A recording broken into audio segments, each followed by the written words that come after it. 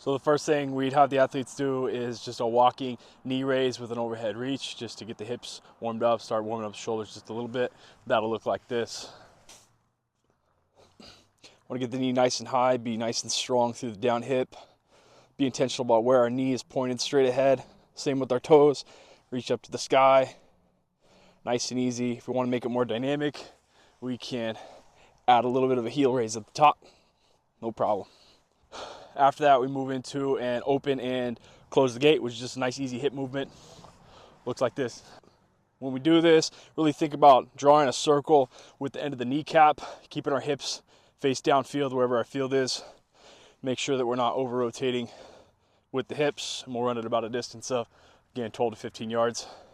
You can adjust in accordance with the level of your athletes. So the next thing we do is be in place just to get the upper body prepped for more sprint type activities. We'd have them take one knee, and we're going to start in our opposite position here, meaning one arm is up, opposite leg is up. So we're gonna stay in this position. It's gonna be on a whistle cue or whatever that is, a hit cue from the coach. So we're gonna say hit, and it's gonna be 1, 2. We're gonna go for about 20 seconds. So it'd be like this: hit, 1, 2, nice and fast, going cheek to cheek with the palms. Hit, 1, 2, hit, 1, 2, hit, 1, 2. About 20 seconds, we'd switch, go same side, or excuse me, opposite side. Hit, 1, 2, hit, 1, 2, hit, 1, 2. Then we transition into a straight 20-second tight glute squeeze for the tall kneeling position to make sure we're not rotating through the low back, and we just alternate that for 20 seconds. In place. We then transition into over-unders to get the hips mobilized, open up the chest quite a bit. And that would look like this. Facing the same direction the whole time. Fingers interlaced behind the head, elbows back. Big circle with the hip. Big circle with the hip, big step. Get under, step under, stay under. Up tall, and then we keep going downfield, or we go back. Big circle step, follow with the trail leg. Down low, stay low. Chest up, eyes up, stand up. So down and back, again, distance of about 12 to 15 yards. So next we do a walkout variation. There are a lot of different ways to do walkouts, but this one is just to get the athletes an opportunity to mobilize the hamstrings and the calves and the inside of the hips. And that would look like this. Come down, straight leg, stiff leg, bend the knees only when needed. Walk out, keeping the hips in one solid line. Nice and stiff, good solid push-up position here. We're gonna jump our legs into our squat position.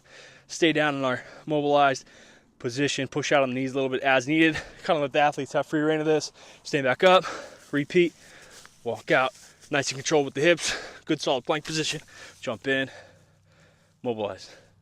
Repeat, only down 12 to 15 yards. Next we move on to a classic of just a lateral lunge mobilization. So we're gonna step in the direction we're going. Big step, arms out, butt back, chest up, staying flat on the foot as much as possible. Back to the other side, and then we're gonna press off this leg and get our rotation. We wanna be really intentional about getting a good down position and a nice solid press off that back leg. Traveling only down 10 to 15 yards.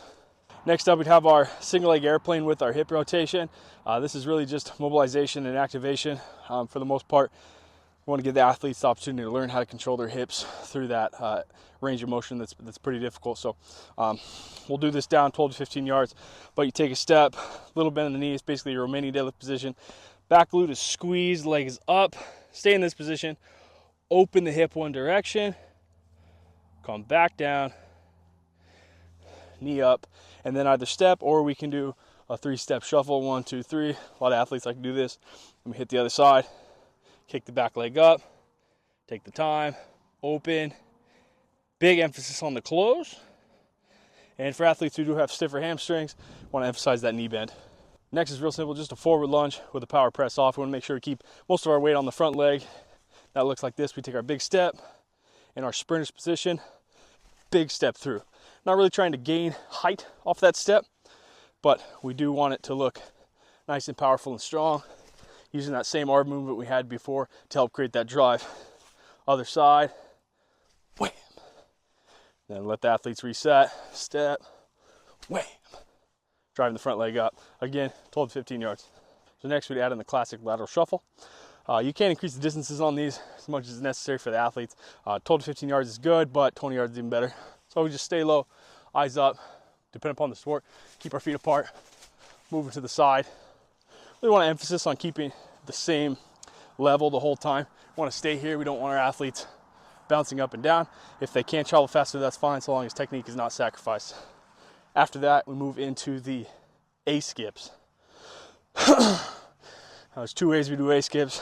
Again, same distance, 12 to 15 yards, but we're gonna be driving the arms just like before, driving that leg up nice and light on the feet here. Not really worried about distance. You can do these for distance, but for this case, we want good technique, good hoppy, floaty feet. When we come back from that, we're gonna practice that stomp to potentiate. So we're gonna come up, stomp, stomp, stomp. And if the athletes are on a better field than I am right now, that's not so uneven in the terrain, they can work on that forward acceleration while we're doing that. So the next thing you're gonna add in is just the A skip, staying light on the feet, but traveling laterally. This is challenging from a coordination perspective for a lot of athletes. So it's the same thing, but we're just moving to the side. Make sure to pick the feet up so we don't trip on whatever it is we're doing.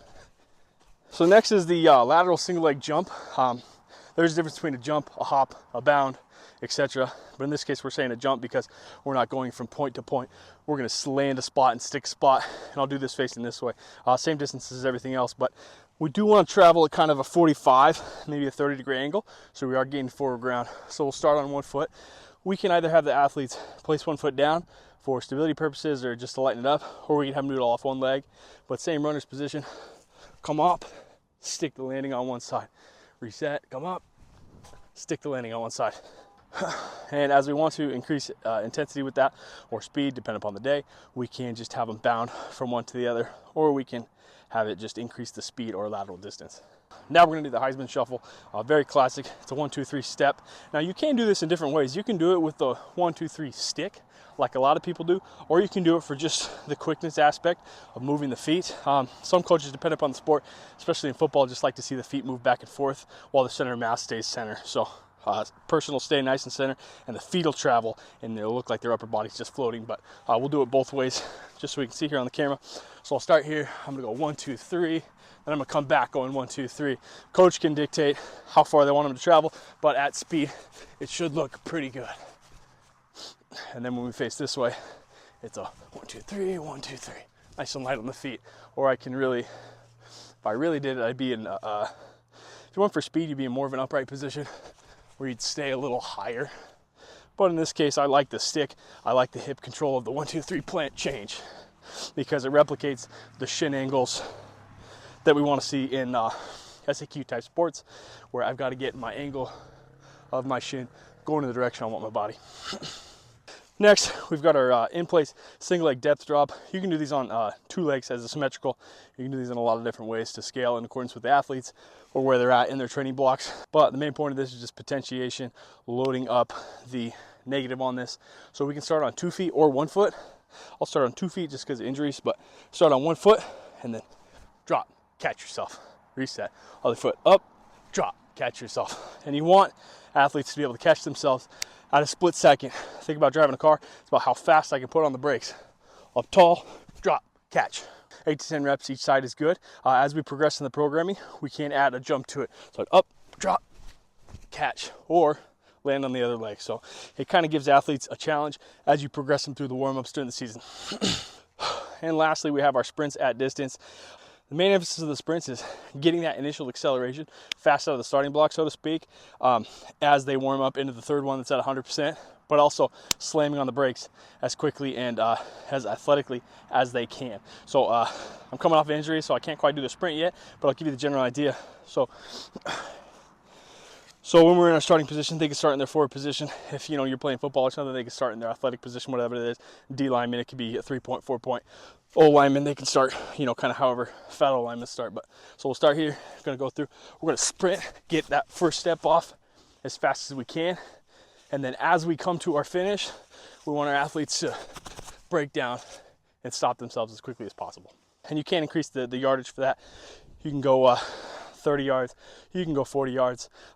There's not much benefit, in my opinion, to warming up and having them do really full distance sprints. That's more of a conditioning type thing. So, but we just want them to accelerate as fast as they can, have a little bit of time to reach that speed that they need to, the 50, 75, which is all relative, or the 100%, and then put on the brakes as appropriate.